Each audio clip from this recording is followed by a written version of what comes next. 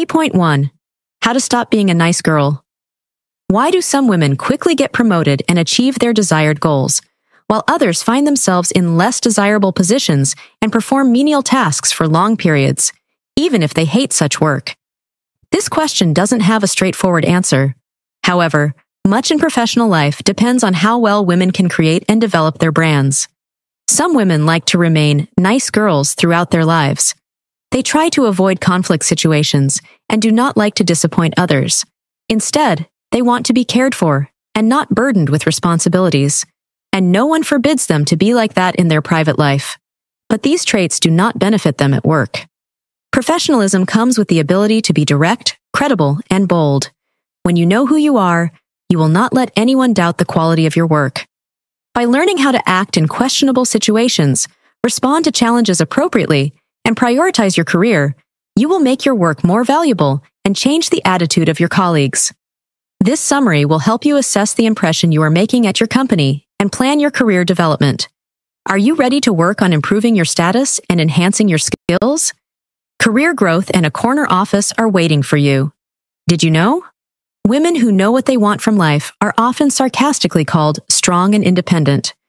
This attitude may be influenced by the long-term rule of patriarchy and societal expectations that place a greater burden on women to manage domestic responsibilities. Key point 2. Learn to play like an adult. As children, we possessed a valuable skill. We all knew how to play games. We agreed to the rules, learned to negotiate, competed, and dreamed of winning. No matter what the games were, football, Monopoly, or speed assembling of Lego, we found something new and exciting in each of them. But growing up, many people gave up the so-called childish plaything, vainly. Because often work, business development, and household responsibilities resemble games, knowing the rules of which can bring women's careers to a new level. Your answers to the following questions will allow you to assess your understanding and involvement in the games in your workspace. Does your office have long-established rules of conduct that all coworkers follow? Are you aware of these rules, and do you follow them? These are the laws according to which the interaction of all team players takes place.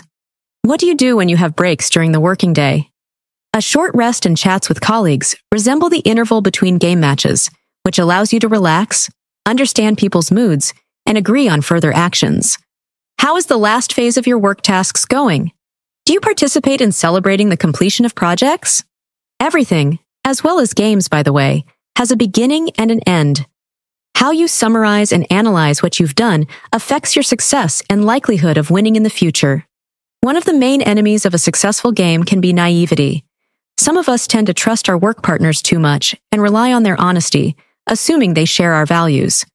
However, it is worth remembering that all players pursue their goals and may have ulterior motives in certain situations.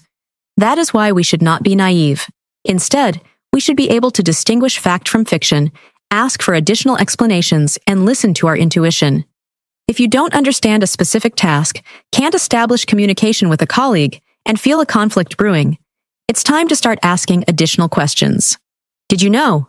Games teach us to distinguish between the desire to be liked by everyone and the ability to justify our worth. Leaders recruit people to their teams not by their grace level, but by the skills that will help the team win. Key point 3. Show self-respect and plan projects. On the way to career growth, women often have to prove that they have the same level of professionalism, sometimes even higher, as men. To do this, they boldly reject the usual solutions and propose new ones, master crisis management skills, and even confront male colleagues that try to impose their viewpoints on women. Practice the skill of standing up for your interests during company-wide meetings. Make presentations, voice ideas, and prove their value. Therefore, in addition to being able to accept the rules of the game in your workplace, it is essential to understand how you perceive your work. What comes to mind when you think about your tasks, team, or office? Do you feel the growth with each new responsibility and the development of your connections? On the contrary, do you notice that you are ready for more difficult challenges? The workplace is exactly that, a game. It has rules, boundaries, winners, and losers. Lois P. Frankel. When we start a new project, we want to act immediately. Many of us want to prove that we are worthy of the trust received, so we are willing to do all the tasks ourselves and work overtime. We must stop and breathe out as soon as we have such thoughts. At such moments, it is crucial to plan the stages of the project, as well as to delegate specific responsibilities. This will indicate our professionalism and confidence in our actions. After all, we do not have to independently perform all the necessary tasks to confirm our status and awareness in the field. It is also worth remembering that someone before us has already performed similar duties that we are starting for the first time. Contact such people and ask them for advice. This approach will reduce our fear of the unknown and help us avoid potential mistakes. Nevertheless, no one can evaluate your work and skills better than you. That is why it is worth performing all tasks with high quality, while at the same time remembering about life outside of work. Take care of your leisure, educational opportunities, and travel. Learning to value your own time and showing respect for yourself will affect the attitude of your colleagues toward you. Key point 4. Work on your personal brand. If you know how to talk about yourself briefly and accurately, you simplify the process of getting to know your projects, skills, and goals for other people. If you were a brand, how would you describe yourself? What are the components of your professional image? The way we tell people about our work helps them understand who we are. When we know how to explain in simple words what position we work in and what tasks we solve, we form our high status in people's eyes. Conversely, if colleagues ask us to introduce ourselves, but we are too shy, so we downplay our achievements, they will unlikely see us as solid team members. You can practice introducing people to your activities by answering the following questions. What problems do you solve with your work? What tools do you use to do this? What results did you manage to achieve? In addition to mentioning your primary responsibilities, share with people what knowledge helps you solve work problems and skills you want to acquire. For example, you might end up with something like this. We are a content team that writes summaries about nonfiction books. We help our readers quickly understand books' main ideas and offer options for implementing these ideas in their lives. To do this, we read each text, choose the most valuable examples, and show how to apply them to real life. When forming your brand, remember to take care of your name. What do your colleagues call you? How do you sign your emails? It would be lovely if everyone knew you as Maggie or Sarah outside of work. However, you must use your full first and last name in the office. This attitude creates a business-like atmosphere and reminds people that they have a valuable employee in front of them. Your status and level of professionalism are also affected by the number of unique ideas you produce. When was the last time you shared suggestions for improvements for your company? Be brave. Voice your thoughts not only to your neighbors at meetings, but also to management. Don't let your ideas disappear, and don't give away their authorship to someone else. Key point 5. Give a voice to your thoughts. Some women are afraid to sound harsh or straightforward when they disagree with the opinion of colleagues, get into a conflict situation, or want to offer a bold solution to a problem. Therefore, they start speaking with questions or prepare a long speech warm-up before moving on to the main topic. We need to stop being convenient for someone. By worrying about how others will perceive our words, we make a big mistake. We put ourselves, our feelings, and our desires in second place. Let's stop fixating on who may or may not be offended by our words and give ourselves a voice. Track your daily apologies and evaluate their significance. Prioritize solving problems over frequent apologies. These life hacks will help you stop worrying about what others think and get to the point of what you want more quickly. 1. Stop asking for permission to make a decision. Show leadership qualities and take responsibility. Report to the team about the work already done. For example, you made a specific budget for the next event based on all the needs and discussions. Those colleagues who are not satisfied with your option will voice other proposals. And if not, you will save even more time and effort. 2. Start with the main idea when initiating a conversation with the boss or partners. What do you want to change? What do you dislike about your new project? And what alternatives do you propose? Why is your idea more effective? The longer your preface, the faster people lose interest, and the worse they understand the purpose of the conversation. 3. Refrain from getting carried away with unnecessary explanations of your ideas. If your colleagues are over 10 years old, they will understand what you are talking about the first time. Engage them, encourage them to ask questions, and join the discussion. In this way, you will show that you are confident in their level of knowledge on a particular topic and value their time. 4. Avoid qualifiers and do not speed up when you speak. Convey your thoughts concretely and confidently. Do not try to cut your speech time by speaking at X2 speed. Key point 6. The first thing people notice is how you look.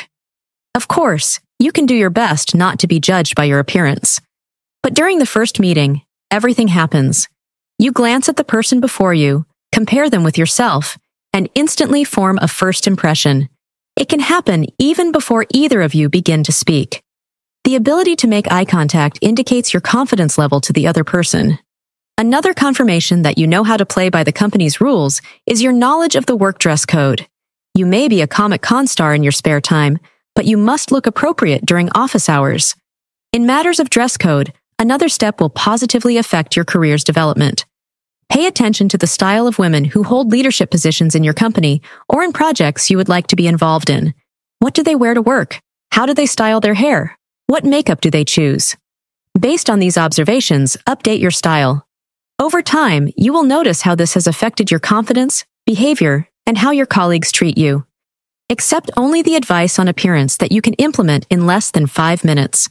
If there are more extended changes, consult with stylists or cosmetologists. Clothes, makeup, and gestures can present us in a favorable light, or, on the contrary, harm us.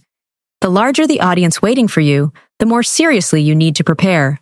That is why, before an important meeting, you must set aside extra time to look in the mirror too. Examine your appearance. Practice voicing the main theses at a medium pace. Assess your facial expressions. Also, we must pay more attention to how we feel in the space with others. Do you choose central seats at conference tables? Are you taking up enough space? Are you good at giving presentations to a large number of people? If you answered no to one of these questions, you must take care of your visibility in the workspace. Key point 7. Help your inner child grow up. And now it's time to talk about your childhood. Wait, wasn't this about how women can succeed in the workplace? Not at all. Some patterns of our behavior that appear in childhood can have both positive and negative effects on our lives as adults. For example, our parents taught us to be polite and well-mannered. In childhood, it was about showing kindness, obedience, and helping with household chores. Unfortunately, over time, everything only got more complicated. For some women, politeness turns into a need to meet someone's expectations and a fear of disappointing people. And so, they begin to tolerate inappropriate behavior in the office, agree to bring someone coffee, although this is not part of their duties, and become too patient with colleagues. Such habits can lead to conflict situations, after which these women remain at a loss, not wanting to delve into negativity. Their behavior signals to others that they can blame such people for anything, and they will tolerate it. Give yourself permission to move from girlhood to womanhood. Lois P. Frankel. On your journey toward professional development, you will encounter situations where you must make an important decision more than once. You should learn to look for patterns that influence your choices at times like these. Answer these questions to help you better understand your motivation. How often do you agree to do additional tasks? Do you do this because it will give you new valuable skills and acquaintances? Or do you just not know how to say no and want to get praise from your boss? Whose needs do you put first? Does your company really need you to sacrifice overtime? Or do you habitually prioritize corporate requests over your own? Do you consider yourself a vital team member? Do you show leadership qualities in your work? Or do you feel you do not have enough power, so you leave serious tasks to others? We all need to feel like adults as early as possible in our workplace and stop projecting childhood images onto it. You are no longer a little girl. Break free from past patterns and take control of your professional life. Conclusion. Guess who knows everything about your life path, choices, and achievements you are proud of? That's right, only you. That is why if you ask your old friends or new acquaintances to describe you, they will tell entirely different stories. When discussing work, your task is to learn to reveal your identity to colleagues and managers in the most favorable professional light. To do this, address your strengths and work on your weaknesses. Of course, none of us likes to admit that we don't know something, but the longer we lie to ourselves, the more we will worsen things in our workplace. That is why you should always confidently discuss your previous successful projects with your colleagues. Be your main support and be ready to defend your interests. Immediately stop those who want to offend you. Take on new tasks with effort and courage. Develop your brand. Do more and ask for permission less often. Each of us is better than others at something, but that doesn't mean we should downplay the value of what we already know how to do. Believe more in your power and move forward. The time of nice girls has passed. Revive in yourself a bold, confident woman who knows what she wants from her work.